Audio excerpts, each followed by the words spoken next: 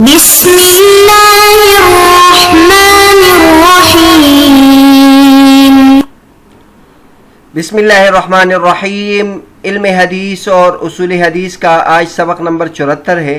آج کے سبق کا عنوان ہے راویوں کے القاب سے متعلق بحث۔ آج کے سبق میں ہم راویوں کے القاب سے متعلق مضامین پر بحث کریں گے۔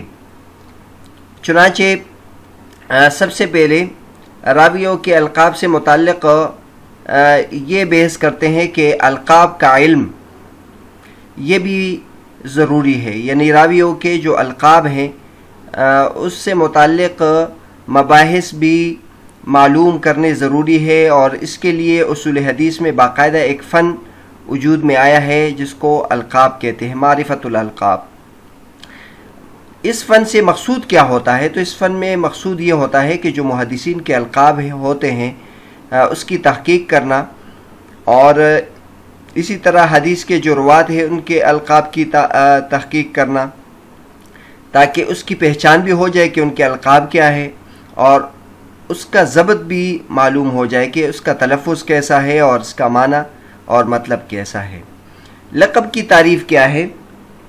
تو لقب اس کو کہتے ہیں کل وصف دل علی مدح او ذم۔ ایک انسان کا علم ہوتا ہے نام، اور ایک اس کا لقب ہوتا ہے لقب جو کسی کے مدح یا کسی کے ذم کی بنیاد پر اس کے لیے رکھا جائے۔ اس کی مثالیں آگے آ جائے گی۔ اور اس فن کا فائدہ کیا ہے، یعنی القاب کی پہچان کا فائدہ کیا ہوگا؟ تو اس کا فائدہ یہ ہوگا کہ ایک شخص کو دو نہ سمجھے جائیں۔ بہت سارے اشخاص ایسے ہوتے ہیں جو نام کے ساتھ بھی مشہور ہوتا ہے اور اس کے القاب بھی ہوتے ہیں، 2 القاب ہوتے ہیں، 3 القاب ہوتے ہیں۔ تو ایسا نہ ہو کہ اس کو کئی آدمی سمجھا جائے، در حقیقت حالانکہ وہ ایک ہی راوی ہوتا ہے۔ اور دوسرا جو فائدہ یہ ہوتا ہے کہ اس فن میں اس کی پہچان ہو جاتی ہے کہ اس کو یہ لقب کیوں دیا گیا ہے۔ باقی جو القاب ہے اس کی پھر آگے اقسام ہیں۔ تو ایک قسم یہ ہے کہ بہت سارے ایسے القاب ہوتے ہیں کہ جس کا لقب ہو وہ اس کو اچھا سمجھتا ہے اور اس کے ساتھ اس کی پہچان درست ہوتی ہے، اور بعض ایسے القاب ہوتے ہیں جس کے ساتھ اس کی پہچان جائز نہ ہو کیونکہ وہ اس لقب کو برا سمجھتا ہے۔ ایسے القاب کی انشاءاللہ مثالیں آ جائے گی۔ آگے ہم مثالیں ذکر کرتے ہیں۔ چنانچہ یہ ایک لقب ہے الضال۔ تو ضال کا معنی گمراہ ہوتا ہے، راستے کا بھٹکا ہوا۔ تو اس کے بارے میں لکھا ہے کہ یہ معاویہ بن عبد الکریم کا لقب ہے، اور اس کی وجہ یہ ہے کہ یہ مکہ کے راستے میں گم ہو گئے تھے۔ تو ضال عام طور پر ہم ضال اور مضل گمراہ شخص کو کہتے ہیں جو عقائد اور فکری لحاظ سے گمراہ ہو، لیکن یہاں وجہ تسمیہ معلوم ہو گیا کہ معاویہ بن عبد الکریم کو ضال کیوں کہتے ہیں۔ تو ضال کا لغوی معنی مراد ہے، اور وہ یہ ہے کہ راستے میں گم ہونے والا۔ اسی طرح دوسرا مثال انہوں نے الضعیف کی دی ہے۔ یہ عبداللہ بن محمد کا لقب تھا، اور یہ اس وجہ سے کہ ان کے جسم میں کمزوری تھی۔ تو اب القاب کی پہچان کیوں ضروری ہے، آپ اس کو دیکھ لیں۔ عام طور پر راویوں کی کتابوں میں ہر راوی جو ضعیف ہوتا ہے اس کے لیے ضعیف لکھا جاتا ہے۔ تو اب عبداللہ بن محمد کے لیے بھی ضعیف لکھا جاتا ہے، تو لوگ یہی سمجھیں گے کہ یہ حدیث میں ضعیف ہے، حالانکہ حدیث میں ضعیف نہیں ہے بلکہ ان کا جسم کمزور تھا، اس وجہ سے اس کو ضعیف کہتے تھے۔ اسی طرح غندر کا لقب ہے، یہ محمد بن جعفر البصری کا لقب ہے۔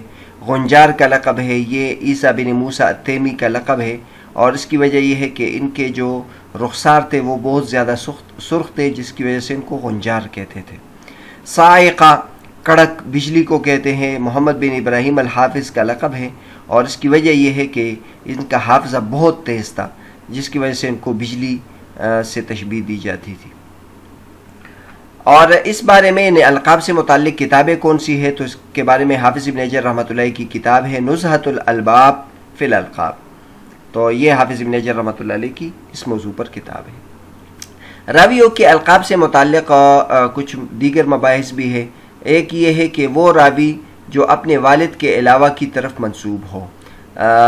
بعض مرتبہ ایسا ہوتا ہے کہ راوی اپنے والد کے علاوہ کی طرف منسوب ہوتا ہے۔ اکثر تو ایسا ہوتا ہے کہ راوی کا جو والد ذکر کیا جاتا ہے اس کا حقیقی والد ہوتا ہے، لیکن کبھی کبھی دیگر وجوہات کی بنیاد پر بھی کسی کی طرف نسبت کی جاتی ہے، تو اس فن کی پہچان بھی ضروری ہے۔ سب سے پہلے اس فن سے مقصود کیا ہے؟ تو اس میں وہ ان روات کے بارے میں بحث کی جاتی ہے جو اپنے والد کے علاوہ کی طرف اس کی نسبت مشہور ہو، مثلا والدہ کی طرف منسوب ہو، دادا کی طرف منسوب ہو، یا ایک اجنبی کی طرف منسوب ہو جس نے اس کی تربیت کی ہو۔ اور پھر ایسے فن میں اس بات کو بھی ذکر کیا جاتا ہے اور پھر اس کے حقیقی والد کو بھی ذکر کیا جاتا ہے۔ اس فن کا فائدہ کیا ہے؟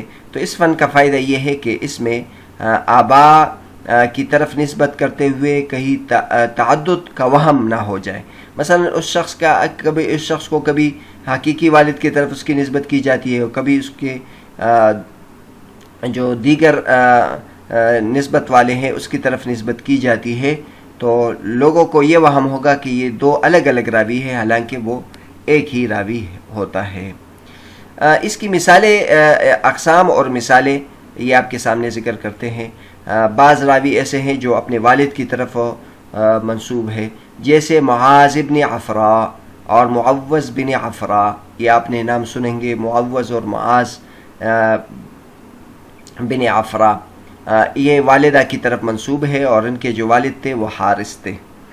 اور اسی طرح محمد بن الحنفیہ، ان کے والد حضرت علی رضی اللہ تعالیٰ عنہ، محمد بن علی بن ابی طالب نہیں کہا جاتا، ان کو محمد بن الحنفیہ اس وجہ سے کہا جاتا ہے کہ حضرت علی رضی اللہ عنہ کی بیوی حنفیہ کے بیٹے تھے۔ عام طور پر جو حضرت علی رضی اللہ عنہ کی بیوی ہے حضرت فاطمہ، ان کے اولاد حسن و حسین ان کے اولاد ہے، تو ان کو حضرت علی رضی اللہ عنہ کی طرف منسوب کیے جاتے ہیں، اور محمد کو حنفیہ کی طرف اس لیے منسوب کیا جاتا ہے تاکہ معلوم ہو کہ یہ فاطمہ رضی اللہ تعالیٰ عنہ کی اولاد نہیں ہے بلکہ حنفیہ کی اولاد ہے۔ اسی طرح ایک قسم ہے کہ دادی کی طرف منسوب ہو، جیسے یعلا بن امیہ، تو امیہ جو ہے نا ان کی دادی تھی اور ان کے والد کا نام امیہ تھا۔ اسی طرح بشیر بن الخصاصیہ، تو خصاصیہ جو ہے یہ ان کے اجداد میں سے تھی اور ان کے والد کا نام معبد ہے۔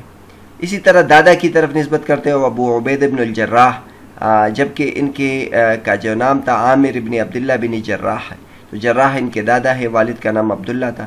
اس طرح احمد بن حنبل ہے، تو احمد کے والد حنبل نہیں ہے بلکہ محمد ہے، احمد بن محمد بن حنبل درست نام ہے، لیکن اختصار کے ساتھ احمد بن حنبل کہا جاتا ہے۔ اسی طرح بعض مرتبہ کسی راوی کو اجنبی کی طرف نسبت کی جاتی ہے کسی وجہ سے، جیسے مقداد ابن عمر الکندی، جبکہ یہ ان کے حقیقی والد اسود تھے، مقداد ابن عمر الکندی، اس کے والد کا نام تو عمر تھا لیکن ان کو مقداد ابن الاسود بھی کہا جاتا ہے، کیونکہ یہ اسود بن عبد یغوث کے گود میں پلا تھا اور اس نے اس کو متبنہ بنایا تھا، اس لیے اس کی طرف بھی اس کی نسبت کی جاتی ہے۔ تو بہرحال یہ ایک نوع ہے کہ اپنے والد کی طرف منسوب جو روات ہیں والد کے علاوہ کی طرف، ان کی پہچان بھی کرنی چاہیے۔ باقی اس کے بارے میں جو مشہور کتابیں ہیں تو لکھا ہے کہ اس کے بارے میں کوئی خاص کتاب نہیں ہے، لیکن کتب تراجم میں ہم اگر دیکھ لیں تو اس میں اس بات کا اہتمام ہوتا ہے کہ یہ وہ راوی ہے جو اپنے والد کے علاوہ کی طرف بھی منسوب ہے۔ باقی یہ ایک اور نوع ہے، اس کو بھی ذکر کرتے ہیں کہ وہ راوی جو خلاف ظاہر چیز کی طرف منسوب ہو تو اس کی پہچان بھی ضروری ہے۔ معرفت النسب التی علی خلاف ظاہرها، اس میں مقصود کیا ہوتا ہے؟ تو اس فن میں مقصود یہ ہوتا ہے کہ ان روات کا ذکر کیا جاتا ہے جو کسی جگہ کی طرف ان کی نسبت کی جاتی ہے، یا کسی غزوہ کی طرف ان کی نسبت کی جاتی ہے، یا کسی قبیلے کی طرف ان کی نسبت کی جاتی ہے، یا کسی پیشے کی طرف ان کی نسبت کی جاتی ہے، اور یہ در حقیقت یہ نہیں ہوتا کہ وہ اس جگہ کا رہنے والا ہے، یا اس نے اس غزوے میں شرکت کی ہے، یا وہ اس قبیلے کا ہے، یا اس نے وہ پیشہ اختیار کیا تھا، اس وجہ سے نہیں، بلکہ کسی بھی دیگر باتوں کی وجہ سے، مثلا وہ اس جگہ میں کبھی ٹھہرا تھا، یا اس نے اس پیشے والوں کے ساتھ اٹھنا بیٹھنا اختیار کیا تھا. تو عام طور پر تو ذہن کی طرف جو بات آتی ہے وہ یہاں نہیں ہوتی کہ وہ اس جگہ کا رہنے والا ہے یا اس غزوے میں اس نے شرکت کی یا اس قبیلے کا رہنے والا ہے، اس قبیلے والا ہے یا اس پیشے والا ہے. اس فن کا فائدہ کیا ہے؟ تو اس فن کا فائدہ یہ ہے کہ نسبوں کا پتہ چل جاتا ہے کہ یہ جو نسبت ہے یہ حقیقی نہیں ہے، اور اس کی طرف اس کی نسبت یہ عارض کی وجہ سے ہے. اور دوسرے نمبر پر اس عارض کا پتہ بھی چل جاتا ہے کہ جس عارض کی وجہ سے اس جگہ کی طرف یا اس چیز کی طرف اس کی نسبت کی جاتی ہے. آگے ہم اس کی مثالیں دیتے ہیں.